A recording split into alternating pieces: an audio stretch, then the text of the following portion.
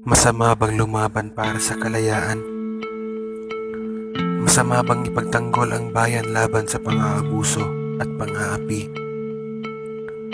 Masama bang magsalita laban sa mga takot mga tuwiran? Kasalanan bang ilantad ang mga katiwaliang nangyayari sa ating bansa? Ano bang maituturing ang pagpapakabayani sa sariling bayan? Ito ang kwento ng buhay at kabayanihan ni Dr. Jose Rizal.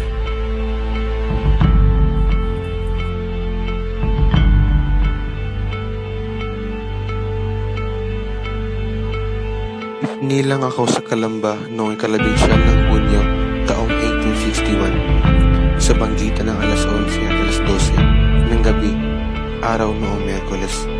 At ang aking kapanganakan ay muntik nang ikasawi ng aking ina, sapagkat nahirapan siya sa panganganak dahil sa laki na aking ulo.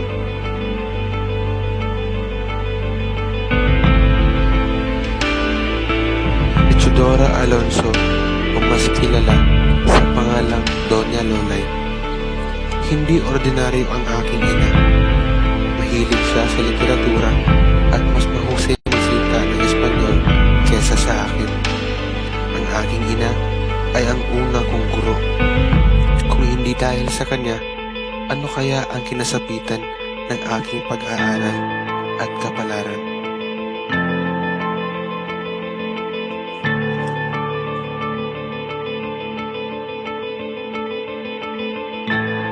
Ang aking ama ay kilala sa pangalang Don Kikoy. Siya ay tahimik at sensitibo sa kanyang mga anak. Mahigit 40 taon na siya nang ako'y isilang. Ang aking ama ay huwarang ng mga ito. Siya ang nagbigay ng edukasyon na naaayon sa aming bahagyang kaalaman sa buhay.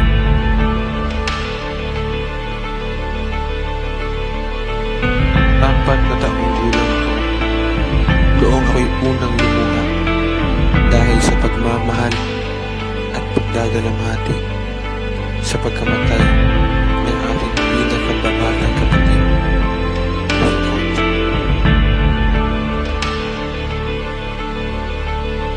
Ako'y 8 taong gulang nung isulat ko ang aking kauna-unahang tula na pinamagatang sa aking mga kababata.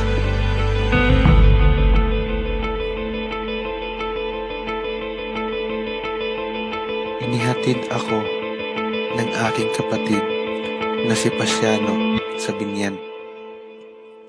9 na taong gulang pa lamang ako, pero natutunan ko na magpigil ng luha. Ipinakilala ako ni Senyor Pasiano sa aking maestro na si Maestro Cristiano Cruz, na siya ring nagturo sa kanya noon. Sa pamamagitan niya ay namulat ako sa estilo ng pag-aaral na usong-uso noong panahon yun.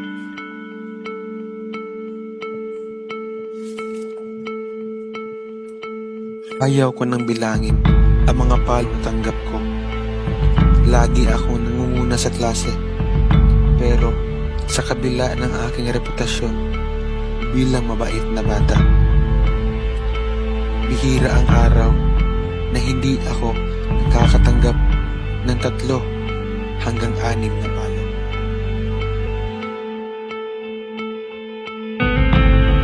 Pagtatapos ng aking pag-aaral sa binyan, ay sumambulat naman ng masamang balita na ang aking ina raw ay hinuli at inakusahan ng kanyang hipag nung magkasabwat raw ang aking ina at ang kapatid nitong si Jose Alberto na nasunin siya.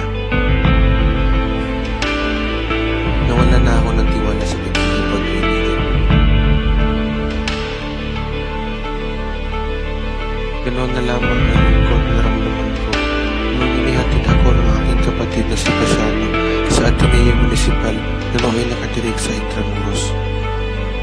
O naranasan ang tagumpay, pait at pag-ibig sa buhay ng isang estudyanteng Maynila. 11 taong gulang ako nung ako'y unang napadala sa Ateneo Noong una, ayaw akong tanggapin ng mga pare dahil ako'y payat at napakaliit.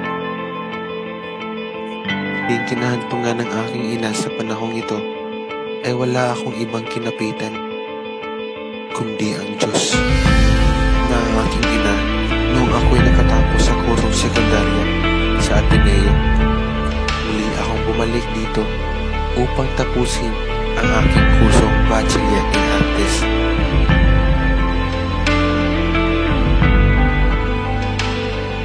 Bumalik ako ng Calamba.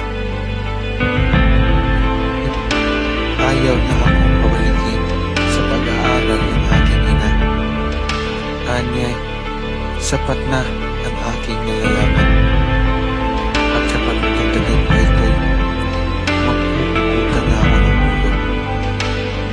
Ngunit nangihinayang ang aking ama sa aking angking talino at pinag-aral ako ng filosofiya sa Universidad ng Santo Tomas. At kasabay nito'y nag-aral ako ng land survey o agrimensora sa Ateneo upang mabigyan ang kahilingan ng aking ina.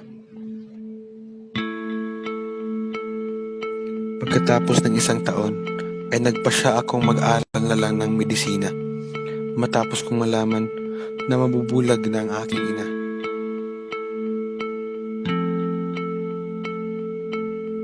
Dito ko rin nakilala ang aking unang pag-ibig. Isang binibining kolehiyala na kasamahan sa dormitoryo ng aking kapatid na si Olympia. Siya ay si Segunda Katigbak. Siya ay kababaan ng bahagya. Siya ay may mga mata na kung minsan ay makislap at kung minsan naman ay malalim at malungkot. May mga pisnging na mumula-mula. May isang ngiti na kakagayuma at nakakaakit. Habang kausap siya, waring unti-unti kong nalalagok ang napakatamis ngunit nakakalaso ng pag-ibig. Ang mga sulyap niya ay parang palasok na bumabaon sa kaibuturan ng aking puso. Ngunit naudlot ang suyuan nang pinauwi si Segunda ng kanyang ina upang alagaan ang nakakabata niyang kapatid.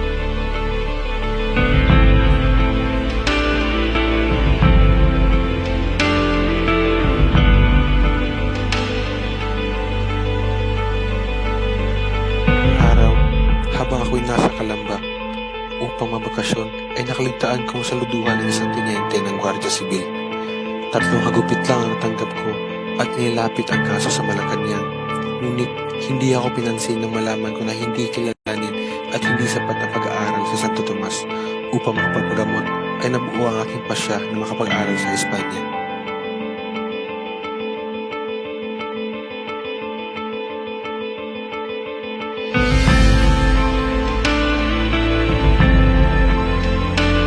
Masinop na pinano ng aking kapatid na si Pasiano ang aking pagpunta sa Espanya. Ito naman ang pangarap na laan sana sa kanya. Isang pangarap na ipinagpalit sa obligasyon na pangasiwaan ng kabuhayan ng pamilya. Ginising ako ni Sr. Pasiano alas 5 ng umaga upang maghanda para sa paglalakbay. Pupungas-pungas pa ako, bumangon at nag-ayos ng aking dadalhin. Binigyan niya ako ng 360 piso. Ginising ng aking mga magulang ngunit bulog pa ang aking mga kapatid.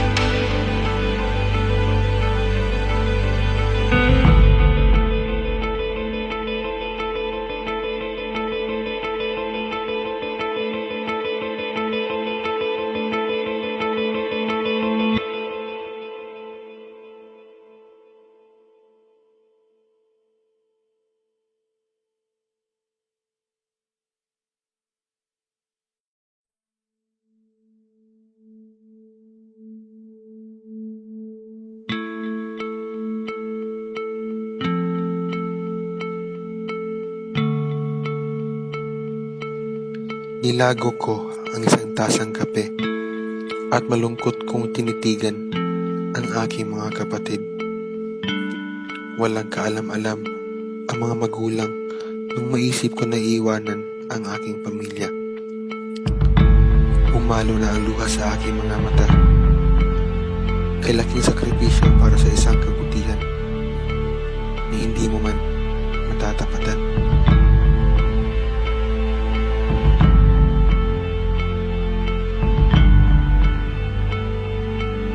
Sa Espanya, sumali ako sa isang samahan na tinatawag na Cercle of Espano.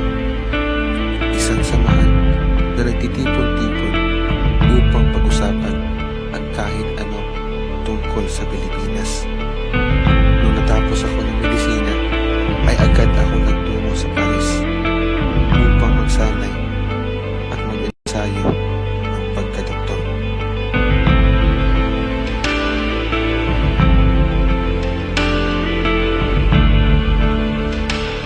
Nung matapos ako ng medisina, ay agad ako nagtungo sa Paris upang magsanay at mag-ensayo ng pagkadoktor.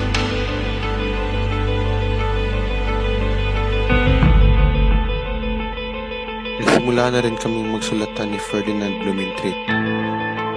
Napadalas ang pagpapalitan namin ng mensahe at dito nabuo ang isang pagkakaibigan.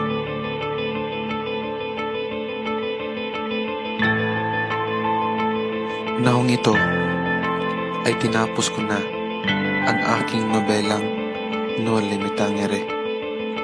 Ngunit nahirapan akong ipalimbag ito sa mga imprinta ng Berlin. Mabuti na lamang ay nandoon si Maximo Viola na siyang nag-abuno upang ipalimbag ang aking nobela. Professor Ferdinand Blumentritt. Isa man itong libro ang kauna-unahang matapang na libro tungkol sa buhay ng mga Tagalog. Makikita dito ang mga Pilipino, ang mga kasaysayan ng nakaraang 10 taon. Marahil ay dudulig sa inyo ng gobyerno ang mga praile, pero nananalig ako sa Diyos at sa mga taong nakakakita ng tunay na kalayaan.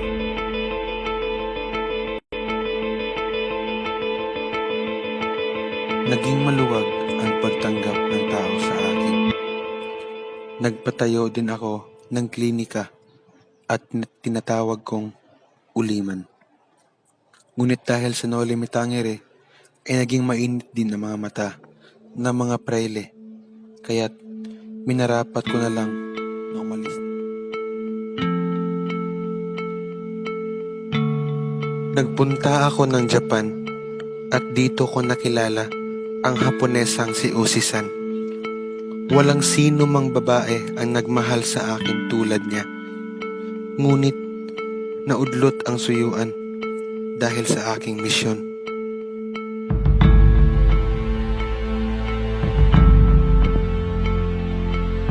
Dakilang bansa ang Amerika. Ngunit walang tunay na kalayaan ang mga tao dito. Sa ibang estado, halimbawa, hindi pwedeng mag-asawa ang puti sa negro.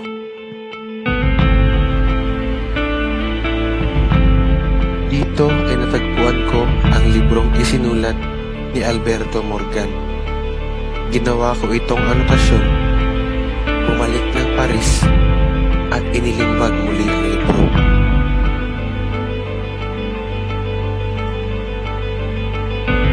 Isang malungkot na balita ang natanggap ko mula kay Leonor Rivera, ang aking kasintahan na nanatiling tapat sa akin ng higit 11 taon. At sa isang Ingles na nagngangalang Henry V. Tapos na marahil ang bagyo, sisikat na ang araw dahil ang lahat ay naglaho na.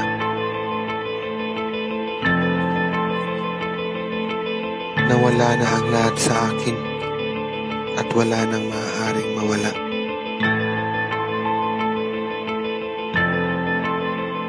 Nagpunta ako ng Belgium upang ipalimbag sana ang aking ikalawang nobela na El Filibusterismo.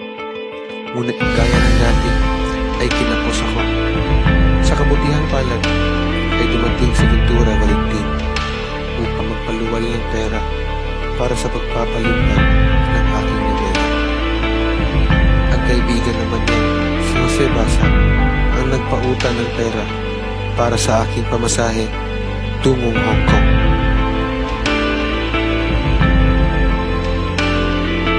Sumunod na pinag-initan ang ina ko, si Doña Lolay. Tinakip siya sa paratang hindi paggamit ng tamang apelyido. Sa Maynila ay pinaglakad siya ng 4 na araw hanggang Santa Cruz, Laguna. Isipin mo na lamang na isang matandang babae na 74 anyos ay umakyat ng bundok at naglalakad sa kalye. Mabuti na lamang ay naawa ang Gobernador Celio upang pawalan ng matanda at pinahintulutang magpunta ng Hong Kong.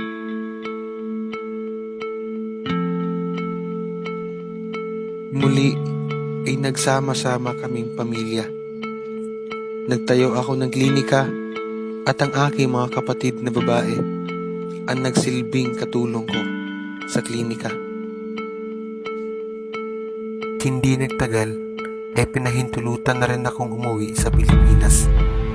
Alam kong madilim ang aking kinabukasan at patuloy itong didilim kung hindi masisinagan ng bukang liwayway sa aking tinubuang lupa. Ipinatapan ako sa tapitan. Dito ay tumayo at nanalo rin ako sa literarya. Bumili ako ng lupa sa Talisay, Batangas.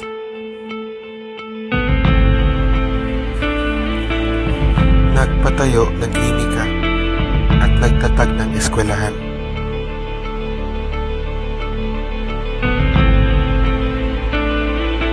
Dito ko rin nakilala ang huli kong pag-ibig na si Josephine Bracken.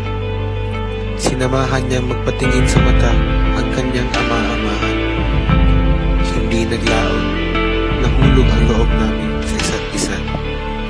Kahit na pinagkaitan kami ng kasal, ay magkasama pa rin kami.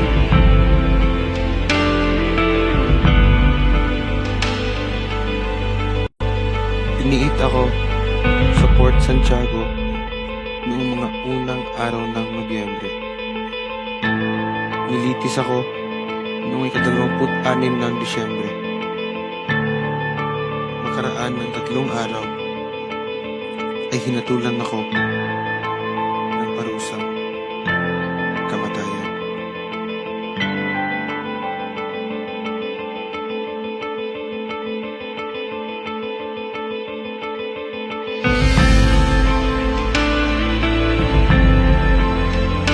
Mga mahal kong mga magulang at kapatid, gusto ko kayong makapiling bago ako mamatay. Pumunta rito ako ng malakas ng loob. May mahalaga akong bilin. Ang inyong anak at kapatid at takas pusong umiibig sa inyo. Dumalaw ang aking ina. Humingi ako ng tawad. At hiniling ko na kunin ang aking bangkay. Nais kong yakapin ang aking ina, ngunit pinaghiwalay kami ng Gwardiya Sibil.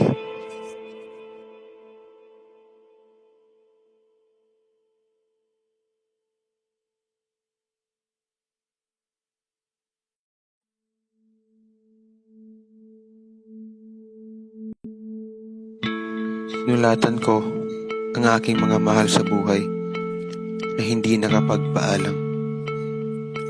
Ipagpatawad niyo ang sakripisyo kong isinukli sa inyong pagsisikap upang mabigyan ako ng edukasyon. Paalam, tatay. Iing kapatid na si Pasiano. 4.5 taon tayong di nagkita at nakapag-usap. Pero hindi naman kailangan ng mga salita upang maunawaan kailangan ng isa't isa, di ba? Masakit sa aking isipin na iiwan kitang mag-isa upang pasanin ang ating pamilya. Naisip ko ang iyong mga sakripisyo. Mabigyan lamang ako ng kinabukasan. Alam ko na nagtitiis ka at napakaraming hirap ng dahil lamang sa akin. Patawarin mo sana ako. Ang iyong kapatid, Jose.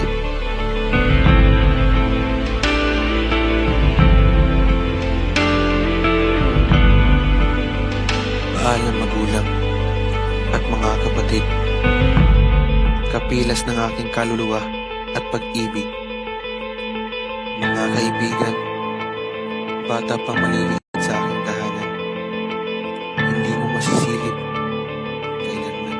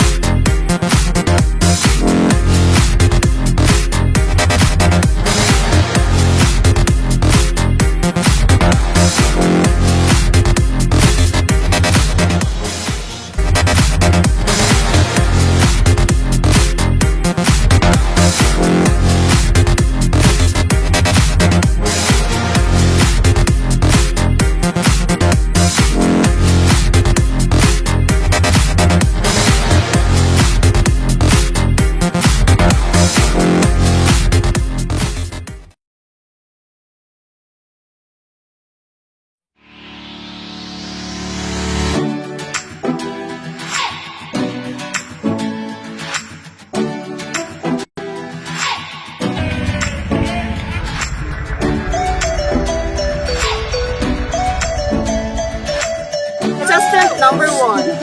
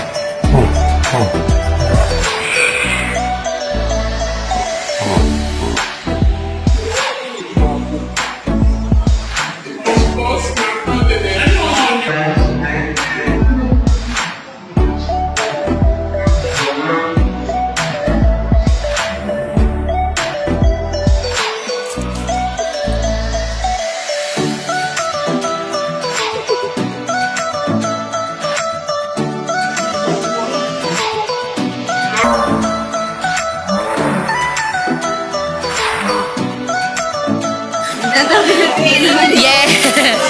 Oh yeah. Yeah.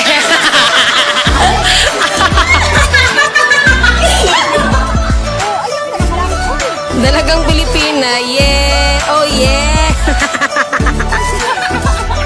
Binatang Pilipino. Yeah. Oh yeah. Yeah. Yeah. Yeah. Yeah. Bonel. Yeah. Yeah. Bonel. Yeah. Yeah. Bonel. Yeah. Yeah.